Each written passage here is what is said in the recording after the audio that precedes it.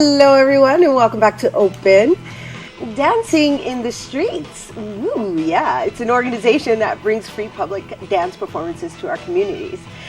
Since moving to the South Bronx in 2011, they've worked to develop cultural conversations and nurture artists while helping communities learn about the Bronx's unknown architecture and its natural treasures.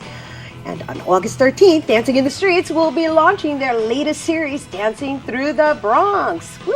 A free site-specific dance festival that introduces new audiences to contemporary dance while drawing attention to 3 green spaces in the Bronx. And here to tell us more is Executive and Artistic Director of Dancing in the Streets, Aviva Davidson, and Artistic Director of the Bronx Academy of Arts and Dance, Mr. Arthur Aviles. Hello. Hello. Welcome. Thank Hello. you for being here. Thank you for Thank you having us. Definitely. Absolutely. Yeah. This is such a wonderful concept, and thank you for returning to share the new installment, Aviva. Now, Dancing in the Streets, when you last visited us, was actually at Casita Maria, right? Correct. And now you have actually found your own permanent home here in the Bronx. Well, not yet permanent, but we were a company in residence at Casita Maria for 3.5 years, and this past week we've moved to Sobro, also in the South Bronx, where we're a company in residence, and we've begun to, and we've collaborated with Casita Maria and hope to continue to. And we have also already collaborated with Sobro. Okay, so that's good. I'm glad you cleared that up, because I was under the impression that you moved to Sobro, right? No, we did move there. Right, but it's you're in a residency. In a residency, right, so that's you're correct. That's cool. Yeah. I like that. Yeah. So you're kind of like giving everybody a little taste of dancing in the streets. Yes, right, which is exactly what you're doing with the actual concept. That's exactly right. Yeah. So the last time you were here, Arthur, we had pictures of you. We didn't have you here because you were too busy dancing on a ledge. Exactly. Out in Hunts Point. Right. Just what I love. Yeah, it's one of my favorite activities. With no terrace. Exactly. It was a lot of fun. Joanna Haygood, an incredible choreographer from the West Coast, choreographed me in this piece called Paseo, which introduced a lot of people to a history of dance in the Bronx by walking in the streets as they experienced dance in the streets. And one of the things was when she saw a photograph of these children dancing on ledges. So if children can do it, why can't grown-ups? Right. Be safe. Right, of course. Warning, warning. They did it. They led the way for us. Yeah, there you go. It doesn't take much for you to explore. Exactly. That's right. That's what it's all about. That's what life is all about. Definitely. That's the beauty. And this whole concept is beautiful. It's beautiful because you're actually making dance accessible to people who wouldn't normally go into a theater to go see dance. That's right? correct. I didn't know there's something about dance that's a little intimidating to people, like especially when it's modern or when it has a story behind it. So, what do you hope to give people with this festival that's actually going to kick off in August? You know, it's interesting that you say that it's intimidating because people dance. Right. And the Bronx is the home of 2 dance forms, hip-hop, breaking, and locking and pop. I mean, I don't know if locking and popping started, but breaking started in the South Bronx, and salsa and bachata and all that was in the South Bronx. So people do dance, and actually this festival is it's 3 parks. Are we looking at Paseo right now? I'm sorry. Yes, that's Paseo. Yeah, I just want to be, just because this is there's Arthur Arthur on the ledge. Oh, there he is. Be careful. Watch out. Oh my goodness! We had to just share that because But look at that. That is dance that happens in the Bronx, and that a lot of the people who are in the audience do. That's right. So what we're trying to do is integrate a natural part of life in these 3 parks, and we've selected 5 choreographers who are really going to work with the beautiful gardens and the interesting gardens, and 2 of the choreographers will do the even more accessible work. So one is Larry Kegwin, whose dance will be with 5 of his company members, and up to 24 community members. And in each site, the Wave Hill is one of the sites. They've already gotten their community members. Bronx Pro, which is a brand new park called Hayden Lord Park, they've gotten them. And Owen Dolan Park, which is near Bad, we are still recruiting for that. And if anyone's interested, I think you're going to flash an email that they can email to Alejandra Duque and get and sign up to dance with Larry Kegwin. And it's really not dancing, not like pirouettes or even salsa. Oh, it's not the intimidating stuff. It's the stuff that you can do. He goes to each person in the community and he asks them, what can they do? And I went to one kid at the community center and I said, want to be a part of this dance piece? He was like, no. And I said, well, just talk to me about what you do physically. He says, I like to play basketball. I said, great, bring your basketball. Larry's going to give you something amazing to do. Let's see a little bit. Do you dribble like he dribbles or something? Or maybe he spins the ball on his finger or something like that. Larry considers it like finding the diversity within the density. So in other words, there's like a big crowd of people, and what happens sometimes in his works is that big crowd opens up and we reveal the specialness of the individual, which is what he does in each community. Lovely. And Lovely. And it's another term that is used in the dance world is pedestrian movement. So if you walk a dog, or even if you're in a wheelchair and there's someone who can push you, you can be in a wheelchair. So it's all ages from 4 to 104. Nice. That's right. And 104. That's right. And all physical abilities. So That's right. because it's taking human behavior and he shapes it.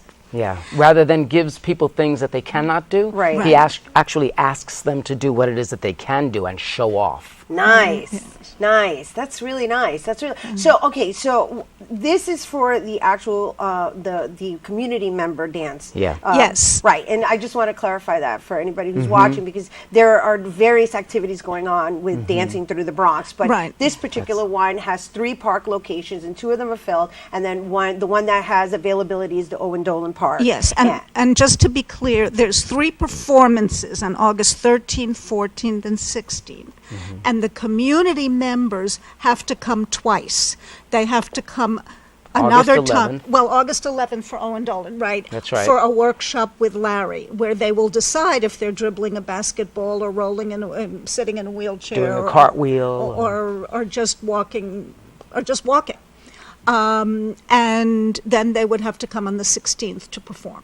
That's nice. You know, what we were looking at on video was really exciting. It almost looked like a parade of some sort. Yeah. It felt like a real festive parade. Yeah, you know what's interesting? In a sense, it's a kind of inverted parade. It's the audience is parading, and what they're experiencing is the action that's going on in the dancing in the streets. Are you talking about paseo or Paseo. dancing? Yeah, because that's what we were looking at, and it was just really, really enrolling to just kind of like, oh man, I wanted to be there. Yeah, I was like, it was wow, exciting. that looks really Well, in nice. a way, we're going to do the same thing with Dancing Through the Bronx, because at each park, there'll be 3 dance pieces, and they'll be in 3 different parts of the park, and the audience will walk from one to the other.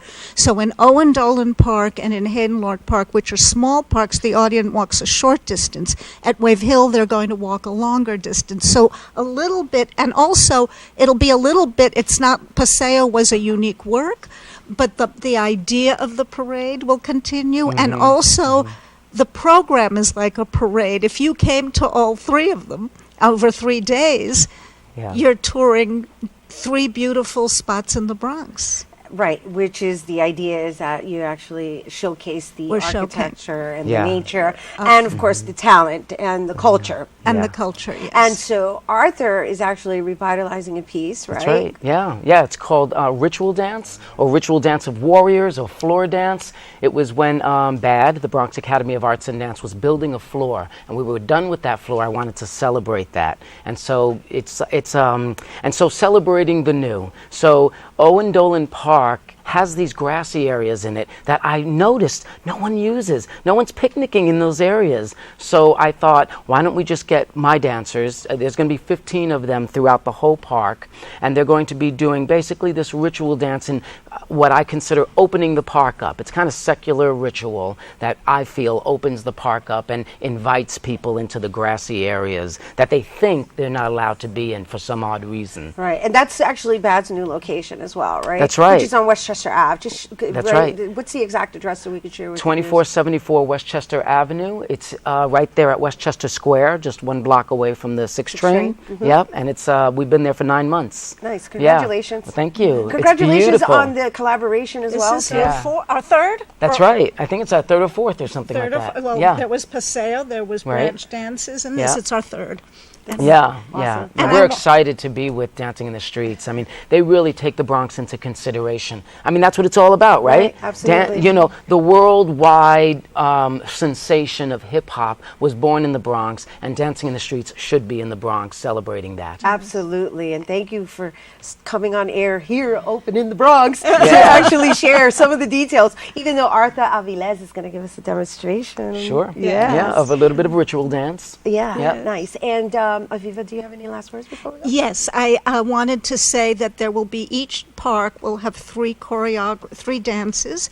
Larry Kegwin and Cricket, who's a hip-hop, a break dancer, they'll have 2 of the pieces and a different Bronx-based choreographer in each of the parks. So Arthur at Owen Dolan Park, Tony Renee Johnson, and Nija Whitson Adebanjo will be at the other 2, each one at another park. But the 4th piece is going to be a dance circle, and audience members are invited to participate. That's right. So if people are intimidated to watch dance, but they love to boogie, they'll have a chance. Nice. Boogie we love down to Bronx. boogie. That's right.